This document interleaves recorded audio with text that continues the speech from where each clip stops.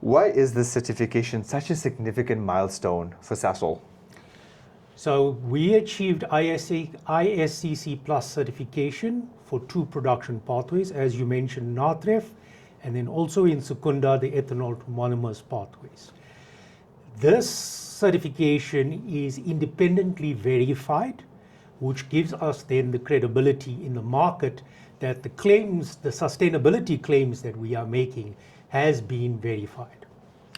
Definitely. And I want to unpack that a little bit. So what does the certification actually cover? Okay. So let me use the NATREF as an example. Sustainability certification looks across the entire value chain. So from how we procure feedstocks, which has to be sustainable, all the way to the customer and the use of the product at the customer. So it's the entire value chain. It encompasses 3 high-level areas. Greenhouse gas emission reduction, so we need to prove that. The second is chain of custody, that we can follow the chain of custody of the product from feedstock all the way to customer. And the last one being our quality management system that proves that our systems are verified and our colleagues are actually trained in the system to execute according to the sustainability criteria. And let's speak a little bit about the actual products themselves, right? So I believe it's sustainable aviation fuel and renewable diesel. Out of NATREF, yes. Out of NATREF. What is that? What is renewable diesel? Okay. So renewable diesel is a drop-in diesel. So it follows the same product certification or technical certification as our current diesel, except that the greenhouse gas emission is far less. There's a reduction of over 70% in greenhouse gas emission. So by drop-in, you mean you can just, at the pump, replace it, no other modifications required or anything like that. Correct. There. In terms of the feedstock for that? So the feedstocks going to NATREF will be used cooking oil, and then there's vegetable oils that would be used into that. So vegetable oils is example, soya oil is one of them that can be used. However, generally in the market, soya oil is seen as a first generation crop, a food crop. So it's typically frowned upon by a lot of the customers. Okay. I want to unpack that a little bit more because, I mean, that for me is really interesting, right? So we take what was typically either coal or gas or crude, right, in the case of NATREF, and now you're replacing it with cooking oil. So is this like the cooking oil that I would perhaps use when I'm making spring rolls, or how do we source that? Yes. So the used cooking oil market has actually grown significantly with sustainable products worldwide.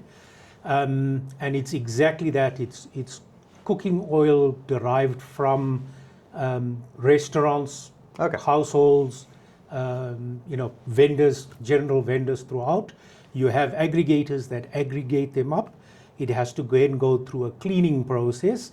And for us, we have specific requirements for our catalyst in NATREF. We make sure that the oil is cleaned up within that specific chemical specifications prior then feeding into NATREF. So my fried chicken wings today could potentially be powering my car tomorrow. Correct. Wow. Okay. So that's big for me. Tell me, this exercise and the certification, I mean, it's the first in Africa for NATREF, and also you speak about what's happening in Secunda as well, and the pride we have with it. How does this strengthen Sasol's competitive advantage and position? Okay. So more than anything else, the certificate indicates trust and credibility. So that is the most important thing out there in the market.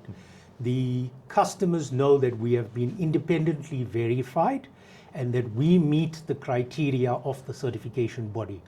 The criteria of the certification body, as I mentioned, there's environmental factors, land use, water, but there's also socio-economic factors, as well as compliance to the laws of the land. So it's a wide-ranging audit that takes place across the entire value chain to come through.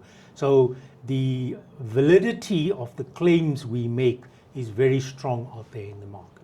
Excellent. And as I'm listening to you speak about the different touch points and sort of the end-to-end product development, I'm assuming that this is really a multi-stakeholder, multi-team collaboration.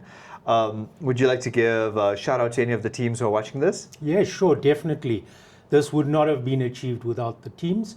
So the initiative was coordinated by business building, but there are various teams, from the procurement teams, the supply chain teams, all the various operational teams, finance, planning and optimization, logistics and distribution, the strategy and sustainability teams that were involved, as well as the assurance and quality management teams that involved.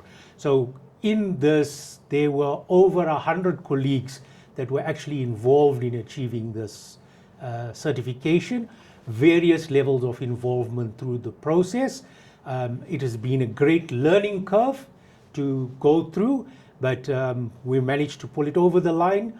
And I must say that we have been well complimented by the auditors on the level of preparedness by the colleagues when we had the on-site audit. So very well done to Sasol. Well done, colleagues. And I think just to end as well, if we look back to our purpose, innovating for a better world, and how that sort of pushes us to do this, I think this for me is such a clear example of that. And as you said earlier, you know, it's that link from sort of the conceptual to delivery, from what we promised at Capital Markets Day to what we deliver. Ragu, always wonderful chatting to you. Thank you so much. Thank you for the opportunity, MJ.